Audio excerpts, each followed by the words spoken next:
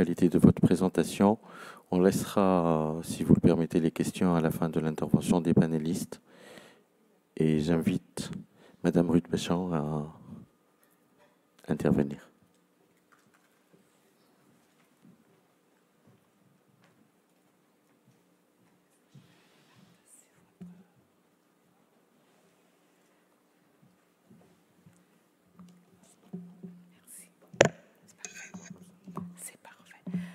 Alors, bonjour tout le monde. Merci, Amina, de m'avoir invitée.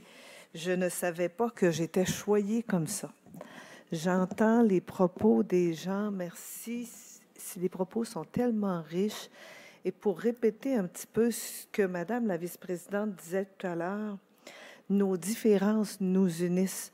On a tellement des défis qu'on pense isolés dans nos pays ou quelques autres et on s'aperçoit qu'ensemble, nos défis sont relativement les mêmes. Hier, j'entendais M. Assaoui et on se disait, est-ce qu'on peut tout demander à l'État, mais est-ce qu'on a le goût de tout demander à l'État? Est-ce que c'est par là que ça va passer?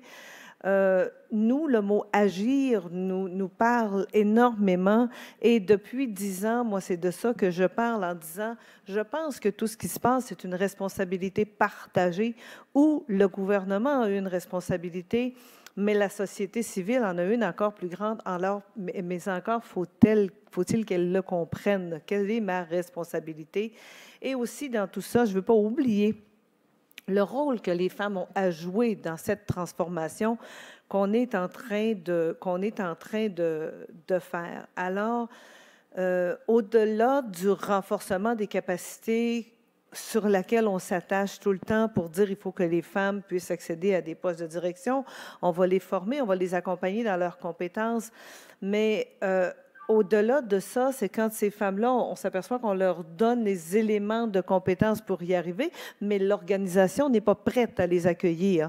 Alors, ça veut dire que de notre côté, on a un rôle et la pandémie est venue un peu accélérer un petit peu la transition qu'on était en train de vivre parce que le contexte actuel nous disait, bien, là où on est rendu, est-ce que c'est la recette parfaite du là où on devrait être? Et si la réponse est non, c'est que je trouve que la pandémie a permis aux acteurs de réfléchir ensemble. On dirait que ça nous a forcés à poser des gestes. Nous, au Québec, on a...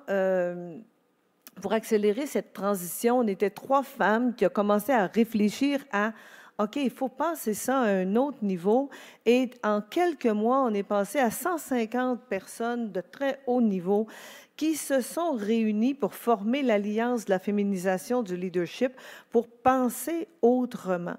Alors, c'est un moteur qui nous amène ensemble pour dire qu'est-ce qu'on fait pour faire évoluer la société? Et on n'a pas pris 3-4 personnes isolées ou 150 personnes, c'est de tous les secteurs, que ce soit l'économie, que ce soit l'éducation, les affaires, le sport. Il y a eu la petite faille, je vous dirais, a été le niveau politique. On dirait que le niveau politique a décidé peut-être d'attendre un petit peu la première étape, mais la première étape étant passée, il y a un mouvement d'adhésion qui est extraordinaire. Alors, le monde des affaires et de l'économie est plus que jamais en mutation. Alors, si on veut penser à un autre stade, je pense qu'on doit réfléchir. Et si on veut réfléchir à des nouveaux modèles, c'est pas seul qu'il faut le faire. Et je vous dis, les propos de M. Assaoui m'ont tellement frappé hier parce que je m'en venais en me disant... OK, qu'est-ce que je veux dire? Parce que moi, je suis la personne, personne ne me connaît, mais je peux juste vous dire, je suis une femme de terrain.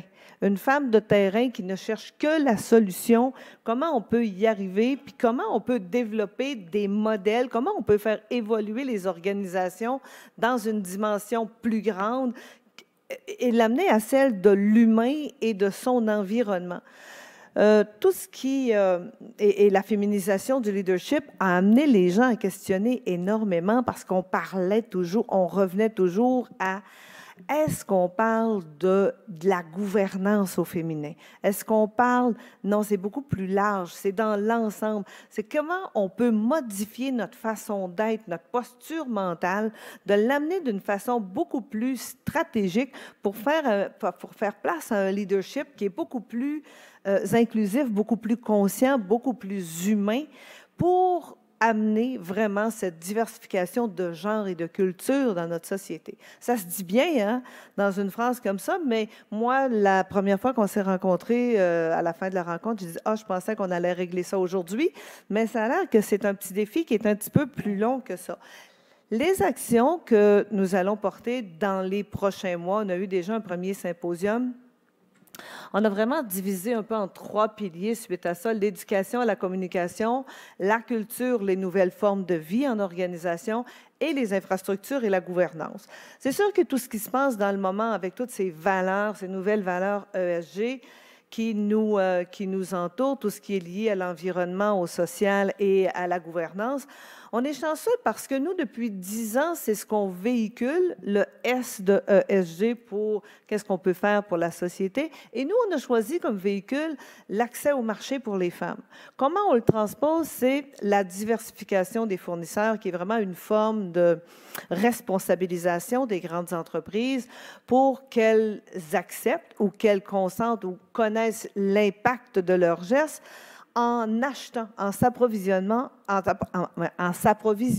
excusez-moi, auprès des femmes entrepreneurs. Et la beauté de la chose, c'est que depuis 10 ans, moi, c'est ce que je véhicule, parce que quand j'en ai entendu parler, je me suis dit, ça, là, c'est ce qui va changer le monde de demain. On a besoin un pas à la fois d'amener des solutions. Et quand je voyais la diversification des fournisseurs, où à ce moment-là, les grandes entreprises le faisaient d'une façon charitable, entre guillemets, par obligation, on en faisait un projet dans nos entreprises, mais encore là, on ne savait pas tellement de quoi on parlait. Et moi, pendant 10 ans, je vous dirais que j'étais un peu l'ovni qui arrivait dans les organisations qui disaient « je pense qu'on devrait changer notre modèle, notre structure d'affaires, parce que nos femmes entrepreneurs qui occupent 1% du marché dans vos chaînes d'approvisionnement auraient besoin d'un petit coup de pouce pour être capables d'aller plus loin. » Et de là est sorti, il n'y a pas de mauvaise volonté dans ça, mais on ne sait pas où les retrouver. Tout à l'heure, on parlait d'une plateforme, puis M. Assaoui en parlait hier aussi. On parlait d'une plateforme pour connecter les gens, avoir un choc d'idées. Nous, on a une plateforme, mais pour connecter les contrats aux femmes entrepreneurs. Et la beauté de la chose, c'est qu'on se pose toujours des questions. Et je me disais, comment on peut amener ça dans le tellement concret ici maintenant? Et la pandémie nous a permis de réaliser ce grand rêve qu'on avait, parce que le gouvernement, quand je vous dis que je suis une femme terrain, le gouvernement me reconnaît comme une femme d'action à l'extrême et de terrain de tous les jours. Alors, ils sont venus me voir pour me dire, il faudrait faire quelque chose pour vraiment accélérer la relance des femmes entrepreneurs directement sur le terrain. Peut-être que tu as une idée. Demandez-moi pas si j'ai une idée, j'en ai toujours une et il en sort toujours une autre après une autre. Et on a créé un projet qui est d'amener 500 femmes entrepreneurs, bien 500 femmes entrepreneurs qui sont un petit peu en mode croissance, et de les connecter avec 100 grandes organisations. Qu'est-ce qu'on fait avec les organisations? On s'assoit avec eux pour voir qu'est-ce que tu peux me donner? Quel est l'impact que tu peux créer ici, aujourd'hui? On va parler des 3 prochaines années parce que après ça, ma retraite va peut-être être prise, puis je vais avoir l'impact avant de partir et avant de mourir. Alors, les grandes entreprises se sont mis à réfléchir en disant « on ne sait pas ». Puis tantôt, on parlait de la mesure d'impact. C'est vrai que dans les prochaines années, un des éléments importants, c'est comment on va être capable de mesurer cet impact-là du geste, de tous ces gestes-là qu'on est en train de poser. Et c'est de s'asseoir avec les grandes entreprises pour les sensibiliser, les mobiliser et les amener à s'engager, à transformer ce monde-là. Et s'engager, ça veut dire c'est pas d'acheter des entreprises qui appartiennent à des femmes, mais c'est d'acheter leurs produits, leurs services. Alors, ce qu'on fait, c'est qu'on les amène vraiment concrètement dans une forme d'engagement. Et on avait promis au gouvernement d'avoir un retour, un impact sur nos gestes d'à peu près 13 millions de dollars en 3 ans. Le gouvernement a accepté 13 millions, mais moi, je me disais, que j'ai l'impression qu'on est capable de faire énormément plus que ça. Alors, voilà que 7 mois après que notre projet soit démarré, avec 4 grandes organisations seulement, on est allé chercher un engagement de 117 millions de dollars fermes que les entreprises se sont engagées à acheter auprès des entreprises qui appartiennent à des femmes. Alors, ce qui est intéressant, c'est, je pense, aux 96 autres qu'on va aller chercher, parce qu'on en a quand même 100 à solliciter, c'est que ces gens-là ne savaient pas à quel point ils étaient beaucoup plus près du but qu'ils pensaient. Alors, le fait de les mettre ensemble et de les accompagner dans ce cheminement-là, parce qu'ils ne sont pas tous rendus au même niveau de maturité dans leur organisation, comment nous, on peut les amener à cheminer pour se rendre là?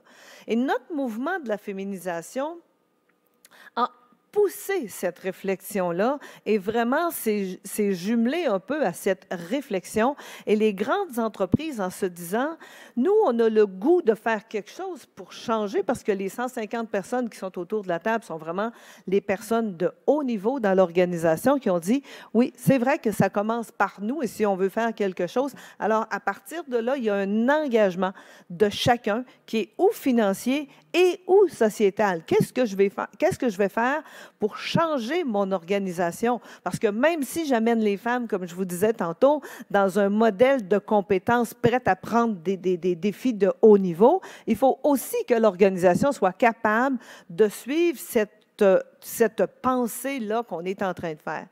Et quand on pense aux valeurs ESG, qu'on associe notre mouvement de la diversification des fournisseurs à tout ça, c'est qu'on devient une solution pour ces grandes entreprises-là qui sont en mode recherche, qui disent, nous, on veut faire quelque chose, mais on ne le sait pas. Alors, la plateforme qu'on vient de créer est un peu un résultat direct de toutes ces choses-là qu'on est en train d'entreprendre. Et ce n'est pas une plateforme pour aller jaser, c'est vraiment une plateforme pour donner des contrats d'une façon concrète. Tu n'annonces pas ton prochain webinaire ou quoi que ce soit. Alors, vraiment, je dirais, l'enjeu des prochaines années, c'est de les amener à s'engager, mais nous, de notre côté, d'être capable de mesurer quel est le résultat. Parce que je le dis, on a des femmes qui ont des contrats, c'est des millions de dollars, mais je peux juste répéter ça parce qu'à ce moment-là, il n'y a pas d'éléments de mesure qui me permettent de chiffrer tout cet impact-là qu'on a. Si les gens ne nous le disent pas à l'heure actuelle, bien, on fait juste ne pas le savoir. Alors, ne pas le savoir nous empêche d'avancer énormément aussi. Alors, nous, la chance qu'on a, c'est d'être capable d'agir des deux côtés à la fois. D'agir autant du côté des femmes entrepreneurs, d'agir du côté des femmes gestionnaires de haut niveau et d'agir du côté des grandes entreprises pour qu'elles soient conscientes de chacune des impacts qu'elles ont. Je vous dirais que mon but ultime, moi, c'est de faire passer cette étape-là de projet à valeur. Parce que quand on parle aux grandes entreprises, ce dont on est en train de discuter ce matin, c'est souvent encore un projet. Ah oui, on a un projet, Madame Vachon, nous, dans l'entreprise, d'être capable de faire évoluer ça. Mais en fait, je réponds, mais en fait, ce n'est pas un projet, c'est une valeur qui doit transcender dans toute l'entreprise. Alors, quand chacun me donnera ses champions, et ça part vraiment d'un volontariat extraordinaire, parce que quand les gens me disent « c'est tellement grand ton mouvement, je vais te mandater quelqu'un », je réponds toujours « je ne veux absolument personne. Je veux la personne qui va lever la main, qui va dire « c'est une initiative qui me parle énormément, j'ai le goût de m'investir ». Parce qu'à chaque fois qu'on parle de ça, c'est presque toujours du contenu qu'on ajoute dans l'assiette des gens. On ne vient pas diminuer leur tâche de travail. Alors, ça prend des gens sont extrêmement motivés à faire changer, à faire évoluer les choses. Et je répète, quand j'ai entendu M. Hassaoui hier parler de ça et de créer cette alliance-là, que notre alliance s'appelle déjà Alliance et qu'on dit à travers le monde, c'est vraiment ça qu'on veut faire. Parce que dans notre philosophie à nous, le cœur de tout ça, ce sont les grandes entreprises qui ont le pouvoir de faire changer les choses. Et nous, ce qu'on bâtit depuis 10 ans, ce sont toutes les grands de ce monde avec qui on travaille. Et on est encore 10 ans après, la seule organisation francophone dans le monde à faire la promotion d'une initiative comme ça. Mais la beauté de la chose, c'est que je sois au Canada, que je sois en Europe ou que je sois en Afrique, ce sont les mêmes grandes entreprises qui sont concernées par tout ce problème mondial-là qu'on a à toucher. Alors moi, que j'aille frapper aux portes de ces compagnies-là qui sont aux États-Unis avec des grands bureaux en Afrique, des grands bureaux en Europe, ce sont les mêmes personnes. Tout ce qu'elles ont maintenant, c'est de prendre leur initiative et de leur faire passer la frontière. Et on va voir que d'ici 3 ans, on aura des résultats qui pourront être totalement différents, mais ensemble, cette réflexion-là est beaucoup plus importante qu'on le pense ce matin. Merci à vous tous.